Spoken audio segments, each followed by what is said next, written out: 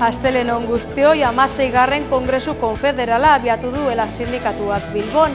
Bertan, Michel Lakuntza, ELAren idazkari nagusiak nabarmendu du ELAk hitzarmen gehiago eta hobeak lortzen dituela greba gaitasuna duelako.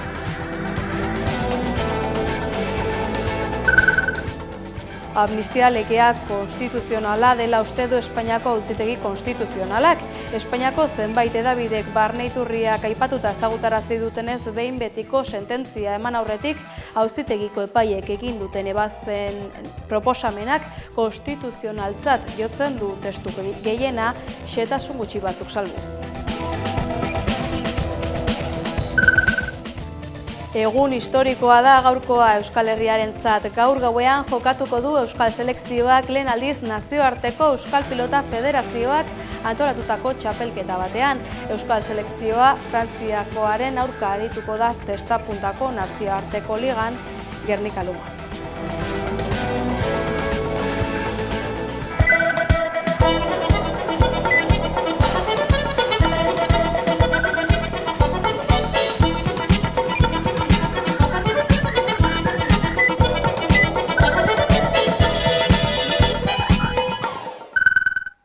Haizea Arbide Asa Asteila sindikatuko bozeramailea izan da aktualitate solasaldian.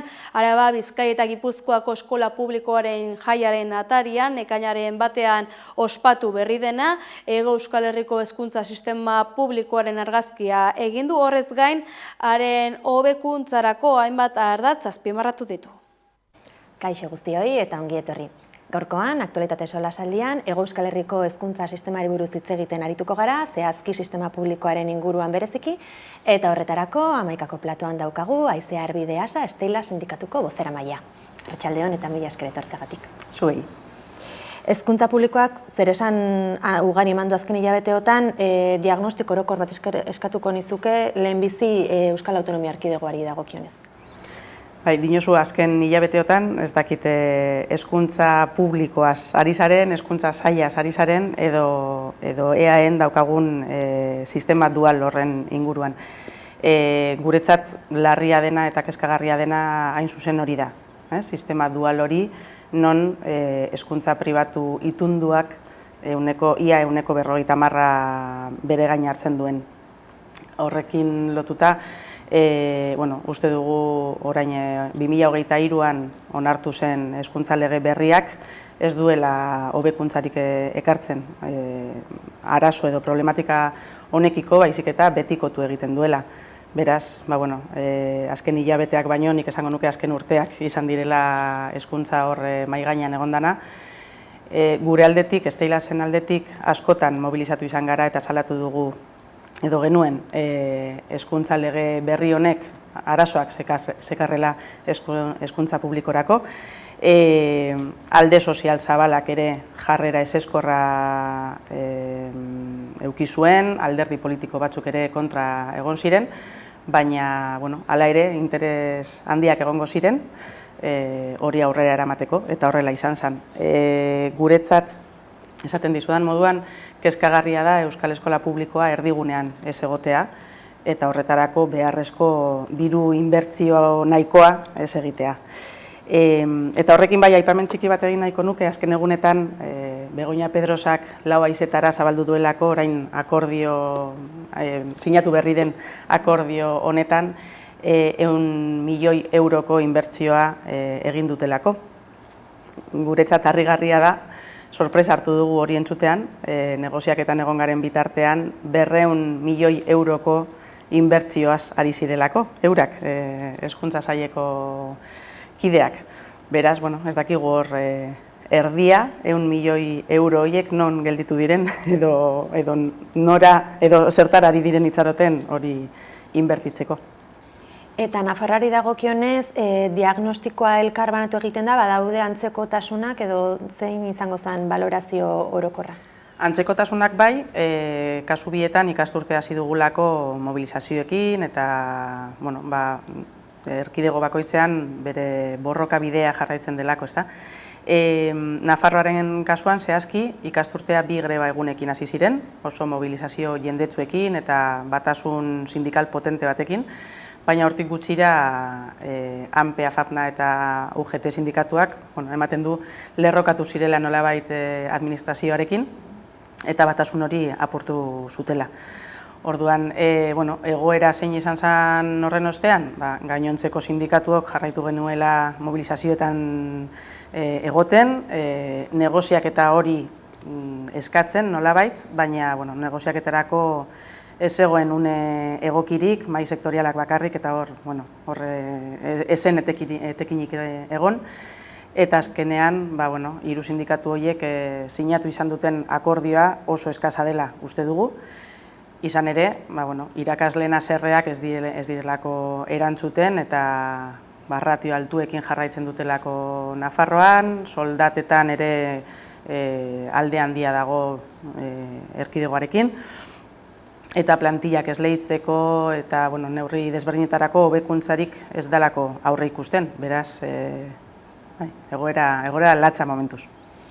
Euskal Autonomia Erkidegora bueltatuz, azken hilabeteotan, hezkuntza publikoko irakasleek hainbat greba egun egin dituzte, 7 egun grebaren ostean, 2 urtarrilean izan ziren, eta 5 martxoan akordioa sinatu zenuten sindikatuek, gehiengoak, elak izan ezik, hezkuntza sailarekin maiatzaren 9an. Kontentzaudete lortutakoarekin, eta zer gelditzen da gehien bat, ze aldarrikapen gelditzen dira lortzeke akordio horretan? Bai, posik bai.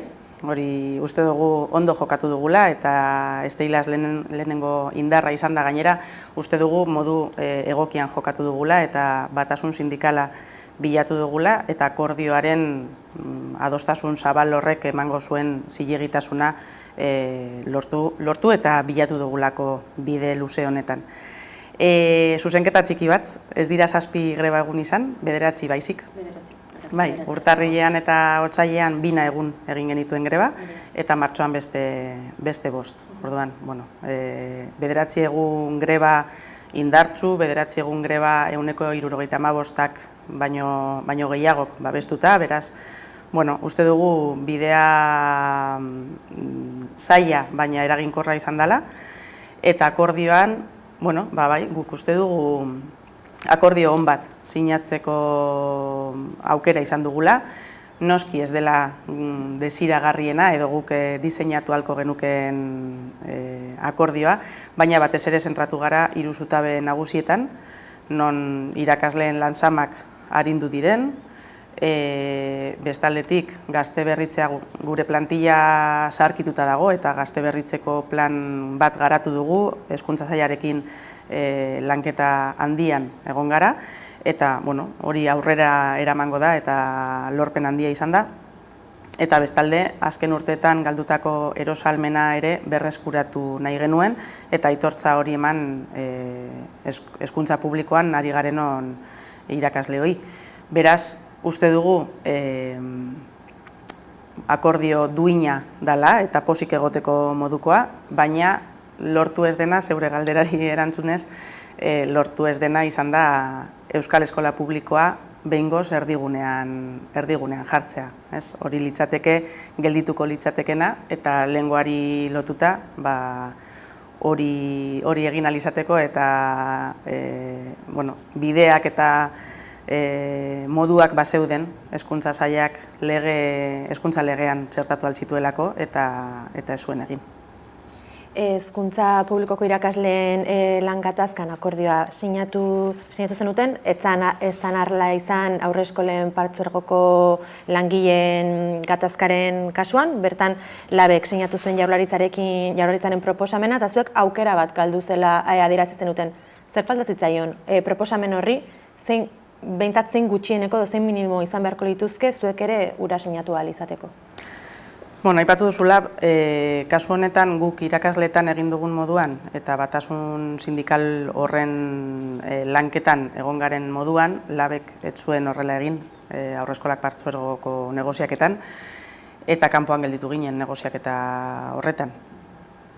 Zer eduki beharko lukeen? Aldarrikapenak, grebetara eraman gintuzten aldarrikapenak ez dira erantzun akordio horretan. Alde batetik uste dugu ratioak edo plantillak esleitzeko irizpideak adostu ziren beranduago negoziatuko zirela, horrek ez dauka bermerik aplikatuko denik, eta izan ere 3 hilabete pasa dira eta ondino ez dago zehaztapenik horren inguruan.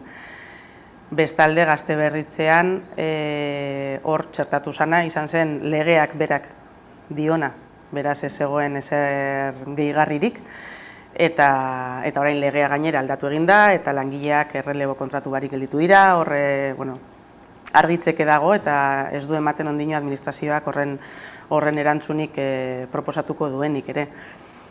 Bestalde, soldatetan ehuneko 0,2ko igoera izan zen, beraz, beste sektoretan ere ikusitakoa, zen lizentzia eta baimenetan ere hor Madriletik eratorritako hobekuntzak zeuden, ez da hemen administrazioak txertatutakoa, beraz, beste sektoretan ikusitakoa ikusita, uste dugu aukera on bat galdu zela gauza gehiago lortzeko eta eduki gehiago txertatzeko. Momentu batean, Nafarroara joango gara, bertan bereziki hezkuntzan euskara duen egoerari buruz galdera bat egin nahi nizulako. Hainbat tokitan gurasoentzako ez dalako horren erreza euskarazko lerroan matrikulazio hor dauzkagu Iruñeko aurreskola publikoen kasua, baita badaukagu Oibarko eskolako D-ereduaren kasua. Zer dago oztopo horien artean, gehien bat zonalde mistoko kasu ez ari garenen eta suposatzen da euskerak hor badaukala behar lukela espazio bat?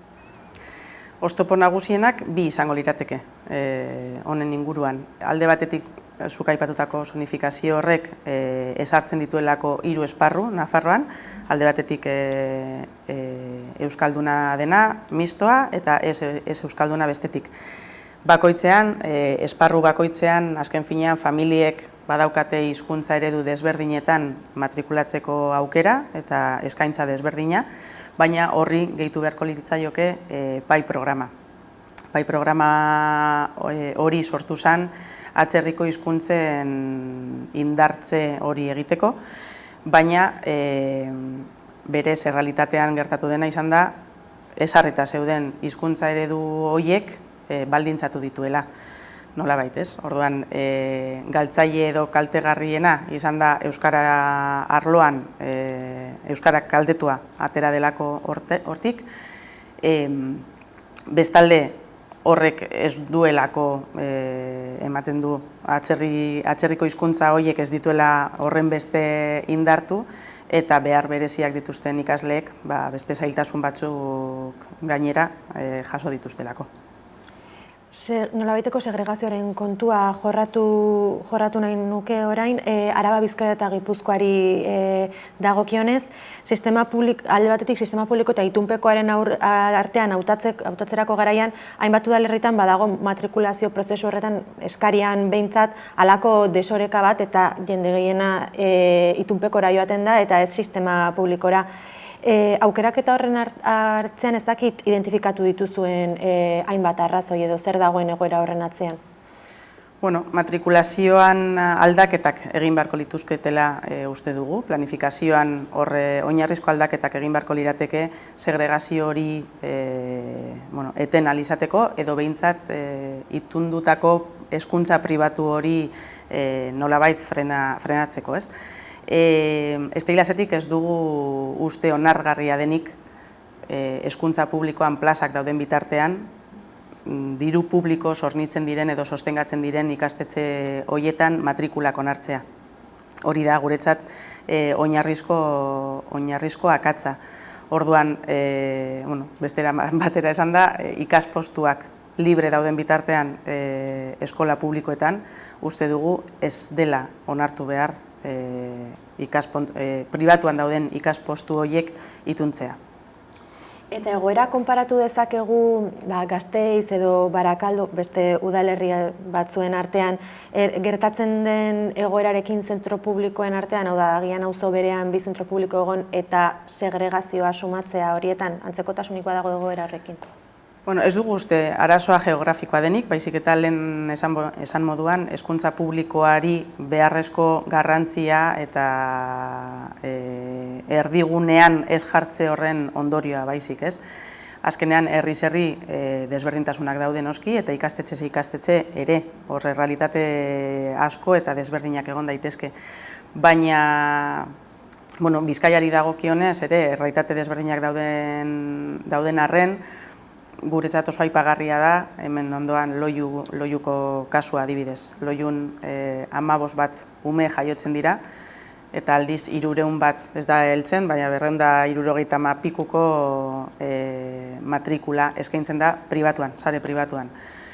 Jakinda gainera, 15 jaiotzen diren 15 ikasle horiek eragin eremu berdineko sondikako eskolan matrikulatzen diren bitartean, ez?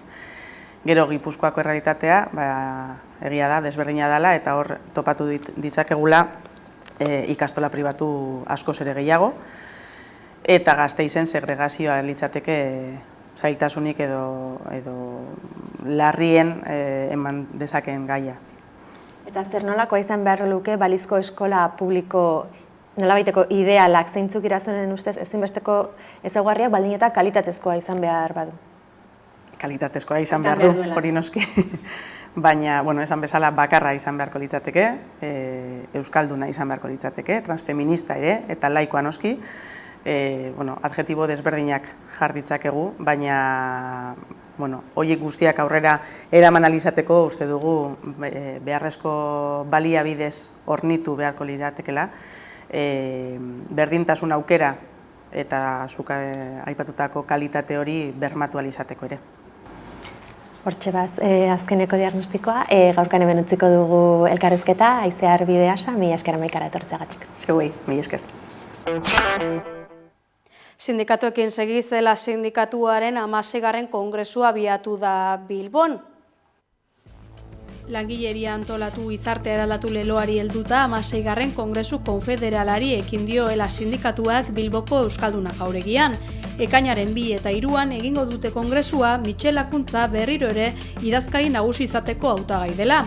Ela sindikatuak erronka argi batekin eman dio hasiera bere kongresuari, langileak antolatzea eragile aktibo eta eraldatzaile gisa gizarte bidezkoago baten alde. 4 urtean behin ospatzen den kongresu honen bigarren leloa sindikatu gehiago bizitza gehiago izango da.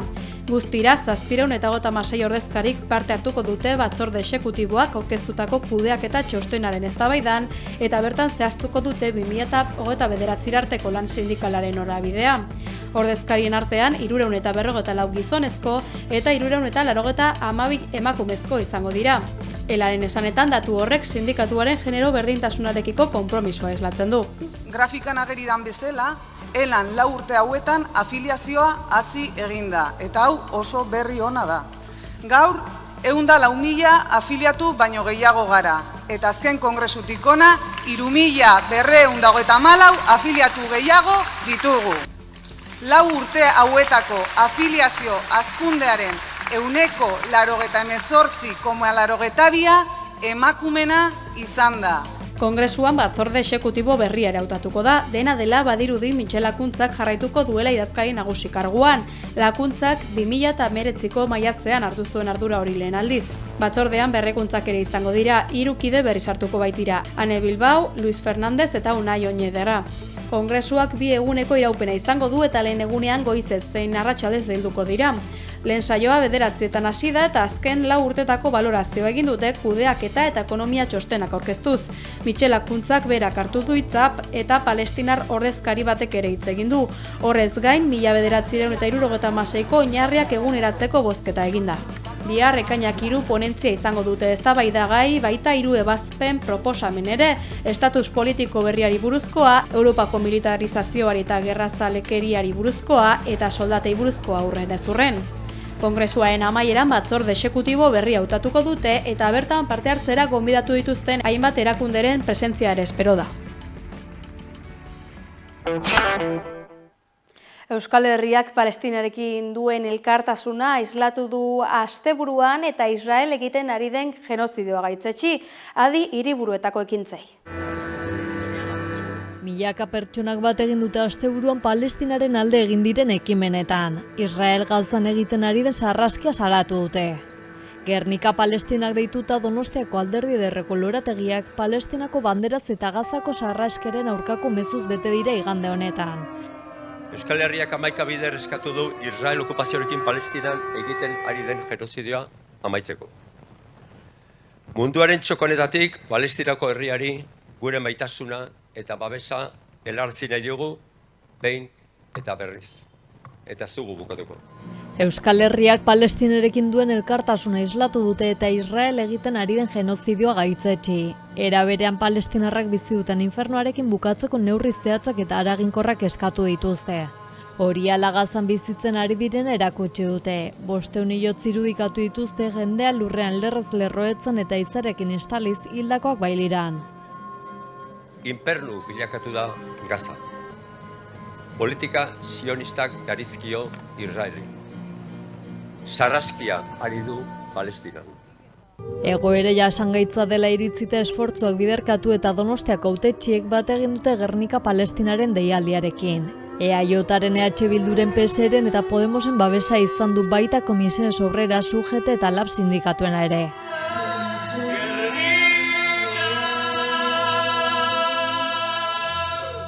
Protesta ekitaldian parte hartu dute Einaute Lorrietak eta Sol Bat musika talde palestinarrak eta Gernika Gaza abestia kantatu dute. Mikel Laboaren Bagabi Gaiga interpretatu duen abesbatza batek ere parte hartu du.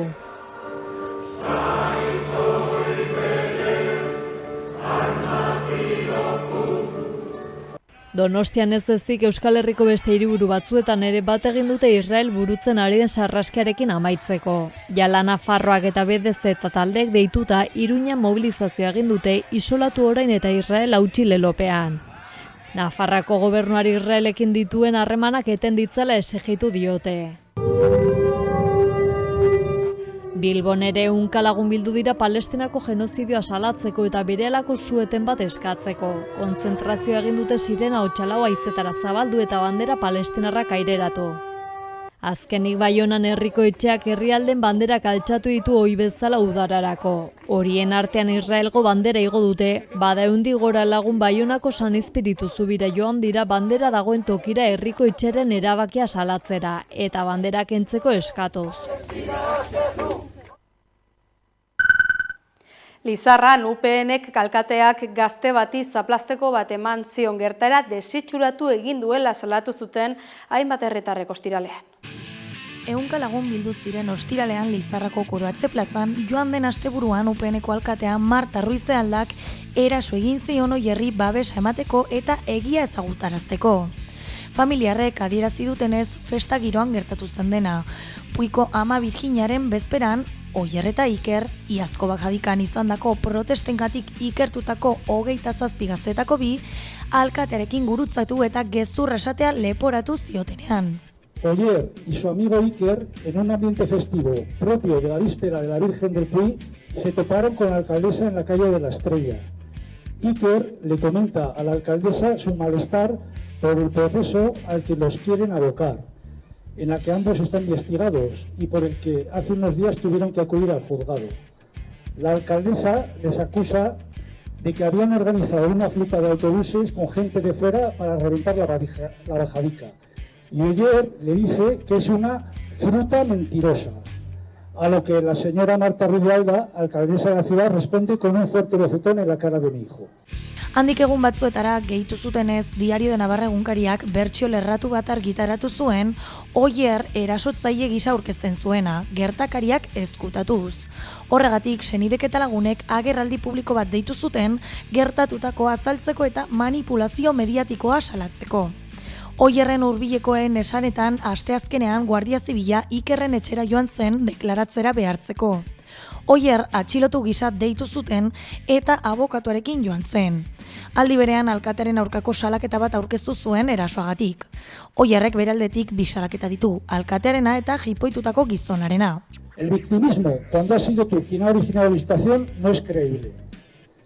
No van a conseguir doblegarnos, tenemos la conciencia tranquila, pero estamos enormemente preocupados por las consecuencias de todo tipo, serán jurídicas, académicas, laborales, personales, que todo esto puede acarrear a Oyer y al resto de los jóvenes a los que se quieren judicializar. No están siendo nada fáciles estos días, pero estamos unidos y seguiremos adelante. Familiak hiri justuago baten alde borrokan ari diren gazteen aurkako giro errepresiboa salatu du. Gaur oier da, bihar edonor izan daiteke, gure seme-alabak ez dira delitugileak, adierazi zuten.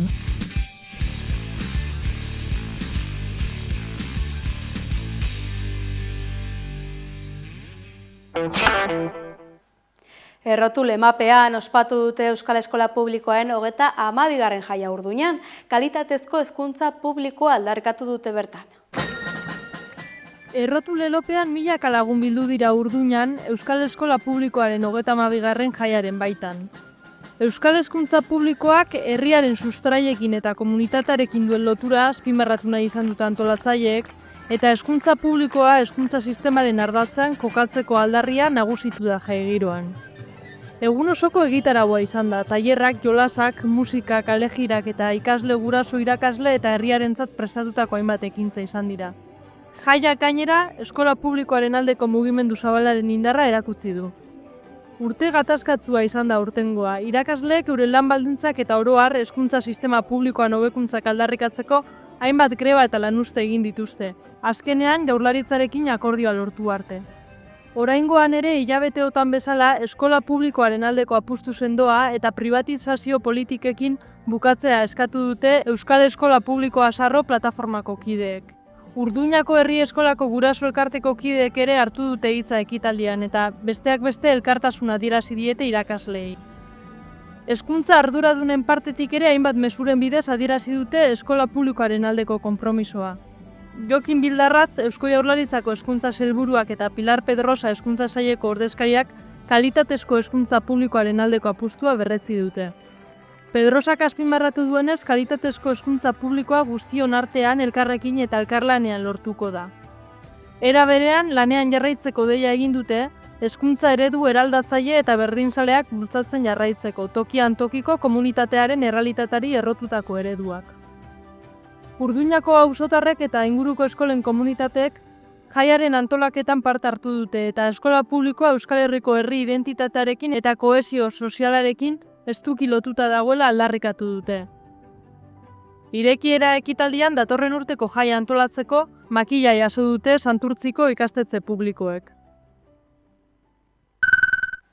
Jai herrikoiei loturik larun batean Hego Euskal Herriko 900 eragile elkartu ziren Bilbon txosnak gureak denonak dinamika aurkezteko. Sinadura bilketa ere abiarazi dute txosnak Euskal Herriko ondare inmaterial izendatzeko asmoarekin. Txosnak, gureak, denonak dinamika aurkeztu dute Bilbon. Euskal Herriko hainbat txosnak eta jai batzordek bat egin eta sinadura bilketa abiatu dute. Txosnak Euskal Herriko ondare inmaterial izenda ditzaten. Izan ere, duela aste batzuk txosnak arriskuan daudela ohartarazi zuen herri jaien mugimenduak. Azaldu duten ez naiz eta txosnen atzean jende asko lanean ibili, geroz eta arazo gehiagori aurre egin behar diete. Eta ez dira heltzen administrazioek ezarritako bete behar guztiei. Gaineratu dute ez direla edariak zerbitzatzeko barra hutzak, hori baino askoz gehiago direla, jai herrikoien bihotza, elkartzeko eta elkar zaintzeko guneak. Herriak bere nortasuna ospatzen duen lekua, are gehiago, tresna politiko, sozial eta kulturalak direla. Eta beraz, hoiek babestea ezinbestekoa dela azpimarratu dute. Gauzak horrela, uda osoan zehar ibiliko dira sinadurak biltzen. Dinamikarekin bat egiteko bi aukera izango dira. Euskal Herriko jai guztietan egongo diren sinadura horriak erabiliz, edo sortu duten webgunearen bitartez.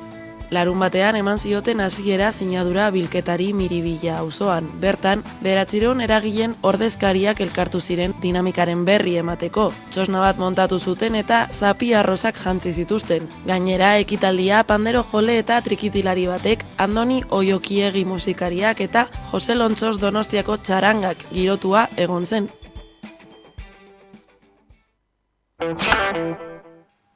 Iritsi gara maierara, Labarren pirueta mortala kanta dator orain. Ongi izan. Zerdi usaina dago hemen, kriston azke ematen didan arren, zure azalaren kontra nahi dut, desiratzen nuen, desiratua izatea, intimitateak, ematen duen bakea, dendena nahi nuen, dendena ezin denean, kaso lurretiko dalustutzen naizenean.